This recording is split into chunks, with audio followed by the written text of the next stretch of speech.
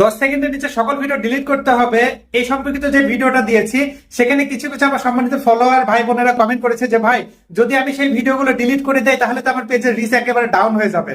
এখন আপনাদের কাছে একটা আমার প্রশ্ন থাকলো, আপনার কি রিচ আগে নাকি আপনার পেজ বা আইডি আগে? ধরুন আপনার এমন একটা সমস্যা হয়ে গেল যে আপনার আইডি পেজ গায়েব হয়ে গেল, তখন আপনি রিস্ক পাবেন, কি করবেন তখন? বলেন, বিষয়টা একটু আপনার নিজেরা চিন্তা করে দেখেন।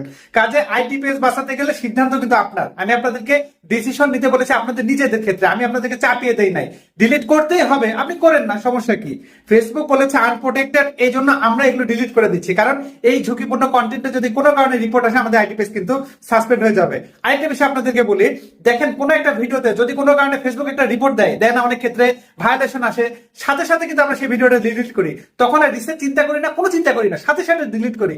তাহলে সেটা মিলিয়ন মিলিয়ন ভিউজ যদি হয়, ধরুন একটা ভিডিও 10 মিলিয়ন ভিউজ হয়ে এসেছে, কিন্তু সেখান থেকে ফেসবুক কি জানাচ্ছে যে চাইল্ড অ্যাবিউজ একটা ইস্যু ধরিয়ে দিয়েছে বা কমিউনিটি স্ট্যান্ডার্ড লঙ্ঘন হয়েছে, আপনি কিন্তু সাথে সাথে ভিডিওটা ডিলিট করছেন, কারণ আপনি জানেন যে এই ভিডিওর কারণে আপনার আইডি পেজ কিন্তু সাসপেন্ড হয়ে যেতে পারে, আনপাবলিশড হয়ে যেতে পারে, এমনকি মনিটাইজেশনও চলে যাচ্ছে।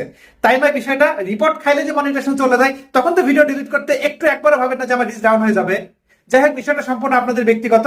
যদি মনে চায় আপনারা ডিলিট করবেন, মনে না চাইলে ডিলিট করার দরকার নাই। আমার আর এত আপনাদেরকে আর বোঝানোর মতো সত্যি কথা আমি ধৈর্য হারিয়ে ফেলতেছি। যাই হোক, ভিডিওটা ভালো লাগলে শেয়ার করে দিন। ধন্যবাদ।